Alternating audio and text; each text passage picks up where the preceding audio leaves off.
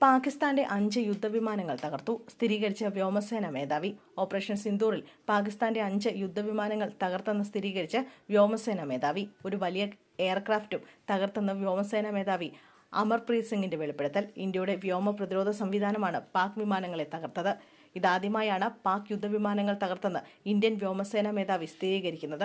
Russian നിർമ്മിത വിമാനവേദ മിസൈലായ S-400 ആണ് പാകിസ്ഥാൻ ജെറ്റുകളെ വീഴ്ത്തിയെന്ന് സിംഗ് പറഞ്ഞു. ഓപ്പറേഷൻ സിന്ദൂറിനിടെ പാകിസ്ഥാനിലെ ജേക്കബാബാദ് വ്യോമത്താവളത്തിലുണ്ടായിരുന്ന F-16 ജെറ്റുകളും ബൊളാരി വ്യോമത്താവളത്തിൽ വ്യോമനിരീക്ഷണത്തിനായി രൂപകൽപ്പന ചെയ്ത AEW ആൻഡ് C-11 വിമാനവും ഇന്ത്യൻ സൈന്യം നശിപ്പിച്ചതായി ഇന്ത്യൻ വ്യോമസേന മേധാവി air chief marshal Amarpreet Singh പറഞ്ഞു.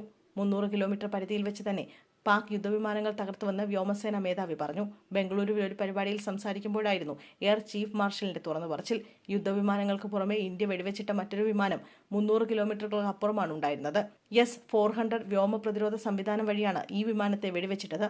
അവ കൃത്യമായി ലക്ഷ്യം കണ്ടുവെന്നും S-400 സംവിധാനം ഒരു ഗെയിം ചേഞ്ചറാണെന്നും AP സിംഗ് പറഞ്ഞു. തുടർന്ന് ഇന്ത്യയുടെ ആക്രമണത്തിൽ തകർന്ന മുരിഡ്കൈ ഭീകരകേന്ദ്രങ്ങളുടെ ചിത്രങ്ങളും AP സിംഗ് പ്രദർശിപ്പിച്ചു. പ്രസംഗത്തിനിടെ രാഷ്ട്രീയ നേതൃത്വത്തെയും സിംഗ് പ്രകീർത്തിച്ചു.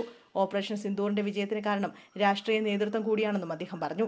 ഇന്ത്യൻ സൈന്യത്തിന് കൃത്യമായ നിർദ്ദേശങ്ങൾ ലഭിച്ചു. യാതൊരു തടസ്സങ്ങളും ഉണ്ടായില്ല. എല്ലാ വകുപ്പുകളും തമ്മിൽ കൃത്യമായ ഒത്തൊരുമ ഉണ്ടായിരുന്നുവെന്നും AP സിംഗ് വ്യക്തമാക്കി. തങ്ങൾക്ക് എല്ലാ സ്വാതന്ത്ര്യവും ഉണ്ടായിരുന്നെന്നും എത്ര മുന്നോട്ട് പോകണം എന്നെല്ലാം തങ്ങളുടെ മാത്രം തീരുമാനമായിരുന്നു. ഇന്ത്യൻ സൈന്യത്തിന് പാകിസ്ഥാൻ മേൽ കൃത്യമായ മേൽക്കോയ്മ ഉണ്ടായിരുന്നുവെന്നും അതിനാലാണ് 4 ദിവസത്തിനുള്ളിൽ ഇത്രയേറെ നാശനഷ്ടം ഉണ്ടാക്കാൻ സാധിച്ചതെന്നും AP സിംഗ് കൂട്ടിച്ചേർത്തു.